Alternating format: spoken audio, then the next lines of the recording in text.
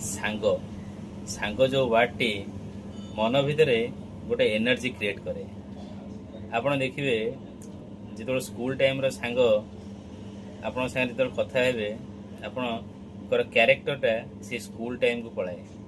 जो आप college time रो सांग मान साथ कथा हेबे सेतेबेले भी आपणकर कथा हबार जो भर्सनटा माने पूरा चेंज हो माने पूरा रोमांटिक कथबार्ता आपणकर से कॉलेज टाइम रो जदि कोठी केतल के गर्लफ्रेंड थिबो बा काहाको किए नहीं कि जो चिड़ा चिड़ी कहते से सब जिन डिस्कसन हम माने आपण भी देखिए से मोमेंट को पलैबे।